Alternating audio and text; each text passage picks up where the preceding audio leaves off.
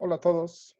Hoy vamos a hacer una pequeña presentación sobre el número de pruebas de COVID-19 que se están haciendo en México. Yo soy Iber Sávila y me pueden encontrar en Facebook y en YouTube en el portal de Ibéricos. Vamos a resolver algunas preguntas sobre el número de pruebas que se hacen en México porque casi nadie se ha puesto a analizar si el número de pruebas son suficientes o por qué se necesitan más o si no son necesarias. Comencemos. Primero revisemos el tipo de pruebas. Hay tres tipos de pruebas que son PCR, que son pruebas serológicas y que son las pruebas de antígenos. Las pruebas de PCR buscan material genético del virus, mientras las serológicas buscan anticuerpos y las de antígenos buscan proteínas asociadas al virus. Las pruebas de PCR son más o menos como si tú fueras a rentar un departamento y quisieras saber si hay ratas en él o no. Una prueba de PCR sería encontrar una rata en el departamento. Una prueba serológica sería que encontraras una trampa para ratas en el departamento. Lo que te está diciendo esa trampa no es si hay ratas o no, sino que en algún momento alguien tuvo la necesidad de poner una trampa para atrapar ratas. Entonces, no puedes saber con exactitud si tienes ratas en ese momento o tuviste, ¿de acuerdo? Pero de que hubo ratas, hubo ratas.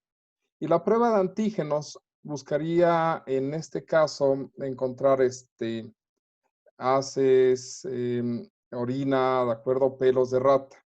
Pero si alguien limpió o no eres capaz de encontrar esa evidencia, pues puedes tener un falso negativo, ¿de acuerdo? Puede ser que sí tengas ratas, pero no han dejado este tipo de suciedad en la habitación, ¿sale? En cambio, si encuentras alguno de estos materiales, es muy probable que tengas ratas, ¿de acuerdo? Más o menos esa es la idea de las tres pruebas. Lo que es em, la Organización Mundial de la Salud no recomienda ni pruebas serológicas ni antígenos para identificar a una persona enferma de COVID, ¿de acuerdo? Las únicas pruebas que recomienda son las pruebas de PCR. ¿Cuántas pruebas se han hecho en México? Hasta el 24 de junio del 2020 se han hecho cerca de medio millón de pruebas, de las cuales el 38% habían salido positivos a COVID, 49 negativos, 12% sospechosos, y la relación entre casos positivos y defunciones por COVID nos daba un total de 12.36%, una tasa de defunciones muy alta con respecto a lo que se tiene en el mundo, pero eso está relacionado con el número de pruebas que se han hecho. ¿Cuántas pruebas hacen diariamente? En general fluctúa y han estado aumentando con respecto del tiempo. Y aquí tenemos dos gráficas, porque no podemos saber exactamente cuántas pruebas hacen diariamente. Por un lado, tenemos registro de cuándo llegan pruebas tomadas al laboratorio, y eso está con la línea naranja. A eso le llamamos nuevas pruebas en laboratorio. Y las pruebas atendidas por día son el número de pruebas a las cuales los laboratorios les dan resultado, es decir, deciden si una prueba ha sido positiva o negativa. Los últimos valores para el 24 de junio son 13.787 pruebas nuevas llegaron a los laboratorios y 10.418 fueron resueltas por los laboratorios. Estos números suenan relativamente pequeños si los vemos como diarios, ¿de acuerdo? Comparado con el millón. Sin embargo, hemos tenido valores que fluctúan desde casi cero, 2.000, 5.000, etcétera, ¿de acuerdo? Entonces hay que ver si este número de pruebas ha sido suficiente. Para eso nos vamos a auxiliar de las matemáticas y en particular de la estadística. Y vamos a analizar algo que se llama tamaño de muestra. El tamaño de muestra simplemente nos permite determinar si un número de elementos de una población nos permite describir, ¿de acuerdo?, cómo se comportan. Y para esto nos vamos a basar en la fórmula del tamaño de muestra. Esta fórmula la sabe cualquier alumno de preparatoria que ya ha cursado estadística o cualquier alumno de universidad que ha estudiado estadística. N minúscula es el tamaño de muestra, Z es una constante que depende del nivel de confianza. El nivel de confianza es qué tanta seguridad tenemos en que esto es correcto, ¿de acuerdo? Y es un porcentaje que va de 0 a 100 o un valor que va de 1 a 100. El tamaño de la población, el error muestral aceptado, que es qué tanto error estoy dispuesto a cometer, ¿de acuerdo? Es decir, si el promedio está en 70%, quizás yo esté dispuesto a aceptar que me equivoque en un 2%, en un 3% o solamente en un 1%. La proporción de individuos con la característica de estudio, es decir, en este caso sería la proporción de personas con COVID y la proporción de individuos que no cuentan con las características de estudio, es decir, personas que no han tenido COVID. Vamos a suponer en este caso que se desconocen los valores de proporción, ¿de acuerdo? Porque no estamos seguros de que los tamaños de muestra sean correctos. La otra característica es que tomar valores de P y de Q iguales a 0.5 hacen que los intervalos de confianza sean más estrictos, ¿de acuerdo? Bien, pero en este caso nosotros conocemos el tamaño de muestra, porque nosotros tenemos idea, ya se ha calculado, eh, cuántas pruebas hacen diariamente, que eso es lo que nos mostraba la gráfica de hace unos momentos. Entonces, si ya conocemos el tamaño de muestra y conocemos la población de México, que aproximadamente andará por los 130 millones, y vamos a suponer de inicio o de origen un valor de P y de Q de 0.5, es decir, 50% de la población para ambos casos, entonces podemos determinar si definimos el nivel de confianza, el error muestral aceptado. Y si definimos el error, podemos definir u obtener el nivel de confianza. En caso de que definamos el, el nivel de confianza a un 95, a un 99%, lo que obtendríamos es que con el paso del tiempo, el error que se ha tenido ha sido siempre menor al 3%, es decir, los porcentajes de positividad son relativamente correctos, con un error del 3% por arriba y por abajo. Es decir, cuando obtenemos valores de 60, 70%, pues tenemos un 3% por arriba, 3% por abajo máximo. Sin embargo, para los últimos tamaños de muestra, estos se han reducido. Si aceptamos un nivel de confianza de 95, es decir, equivocarnos una de cada 20 veces, el error aceptado tendría que ser menor al 1.5%. Y si nos equivocáramos o diéramos un tamaño de confianza de 99%, es decir, equivocarnos una de cada 100 veces, eso significa que estaríamos aceptando errores menores al 2%. Si nos han dicho que tenemos 72% de positividad, significa que a lo más tendremos una positividad del 74 y lo menos que podemos tener es de 70. Eso significa que aceptemos un error del 2%. Ahora,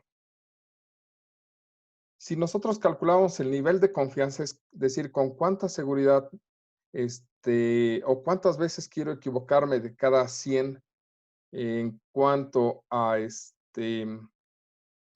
al error que cometo, ¿de acuerdo? A partir del tamaño de muestra, pues resulta que si yo acepto un error del 2%, técnicamente tengo la seguridad de que el porcentaje de positividad es correcto hasta en un 2% de diferencia.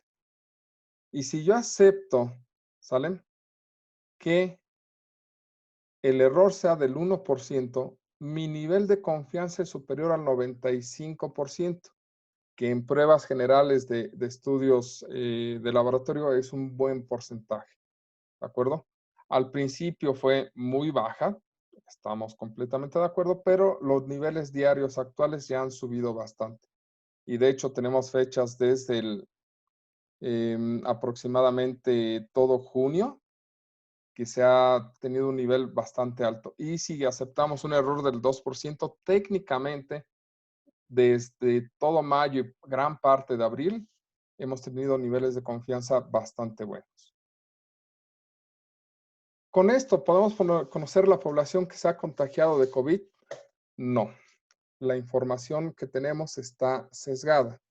Y eso tiene que ver con cómo se eligen las personas a la cual se les hace prueba. ¿De acuerdo? Ahí tenemos falta de aleatoriedad en cuanto a las personas se les hace pruebas de COVID. ¿Sale? Entonces, ¿cuál es el objetivo de hacer las pruebas? Conocer el número de enfermos de COVID hospitalizados y estimar el porcentaje de enfermos con COVID que han presentado alguna gripe, ¿de acuerdo? Pero que son ambulatorios, ¿de acuerdo? Esto es lo que nos ha insistido el gobierno federal. Ahora, ¿el número de pruebas sirve? Pues eso nos lo dice el protocolo de toma de muestra de COVID-19, ¿de acuerdo? Donde nos indica que el 100% de los enfermos sospechosos con una sintomatología grave, es decir, dificultad respiratoria, se les hace una prueba de COVID.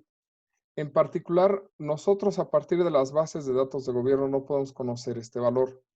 Sin embargo, en principio los sospechosos son enfermos con sintomatología grave. Entonces vamos a suponer, para efectos prácticos, que todos los hospitalizados han sido, se les ha tomado la prueba de COVID. Y por otra parte, los enfermos ambulatorios, solamente 1 de cada 10 se les toma la prueba. ¿De acuerdo?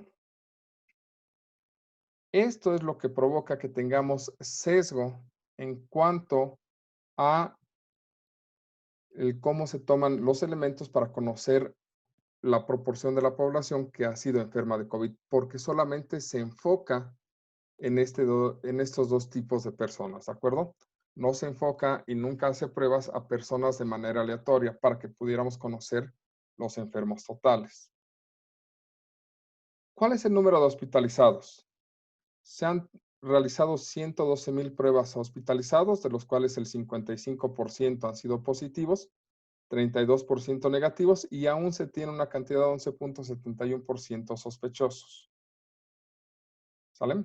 De estos, si nosotros estimamos más o menos diariamente cuántos están llegando, pues ahorita hemos andado por ahí de los 2,000, 2,500 a últimas fechas. Y esto significa, por lo que se ve en la gráfica, que va a seguir aumentando. Ya no en el Distrito Federal, porque parece que aquí ya ha empezado a bajar, pero eso lo veremos en otros videos. ¿Cuál es la positividad de los hospitalizados?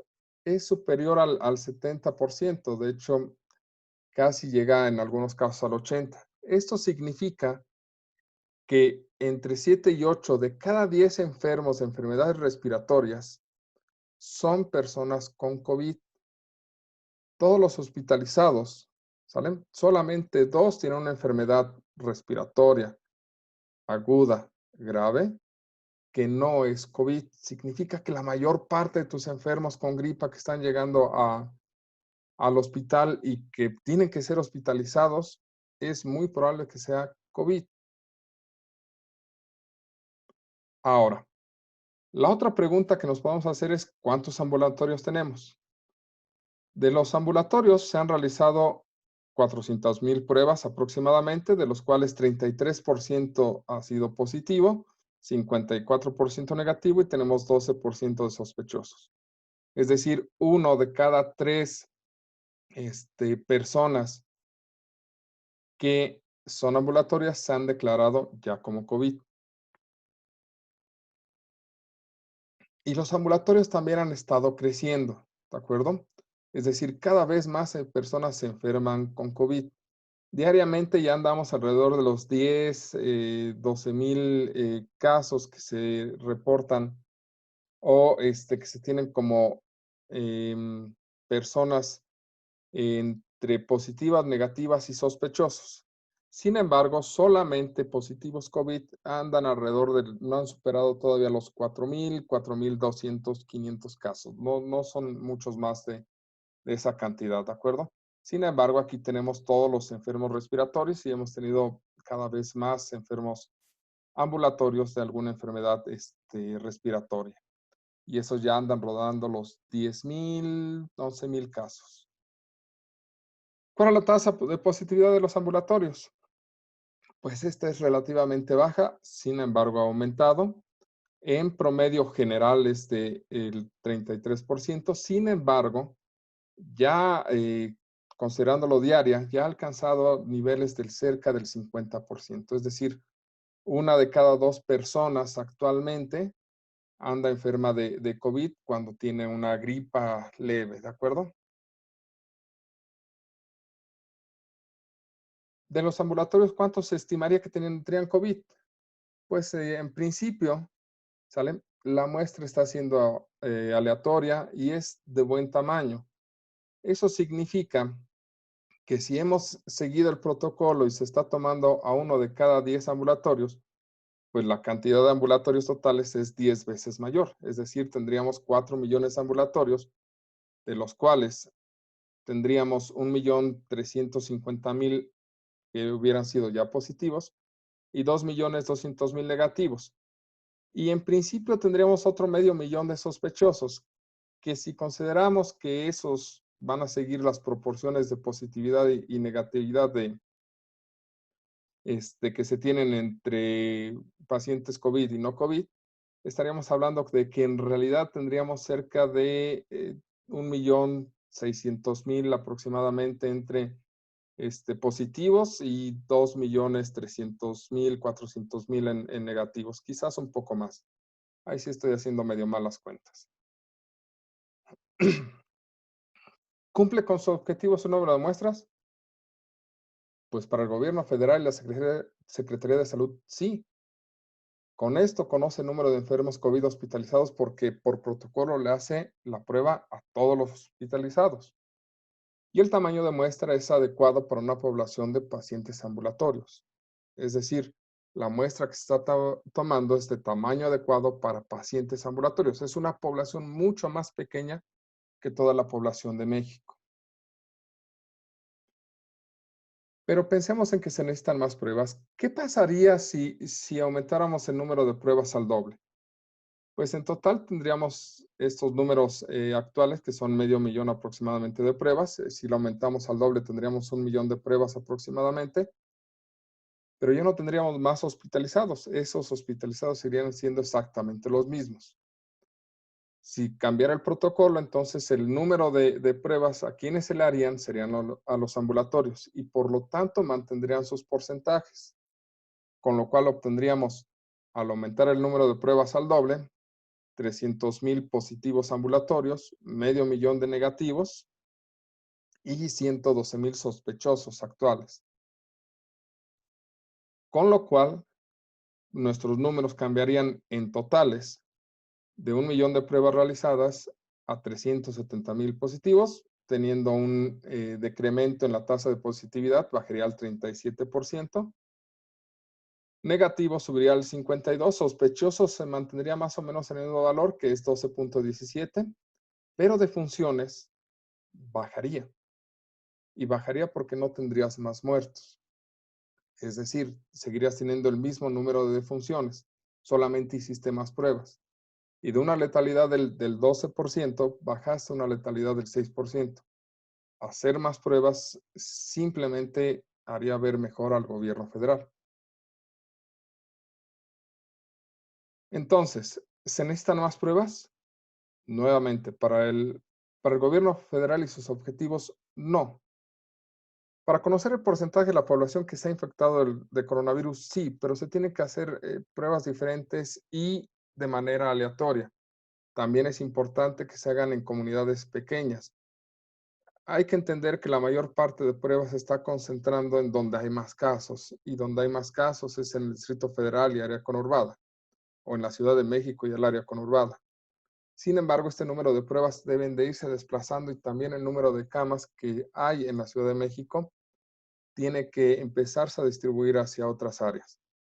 Ha bajado el número de camas necesarias en la Ciudad de México y por lo tanto se tiene que empezar a llevar a otras ciudades donde va a ser necesario. Muchas personas han comentado que se necesitan más pruebas, pero ninguna ha dicho cuántas son necesarias.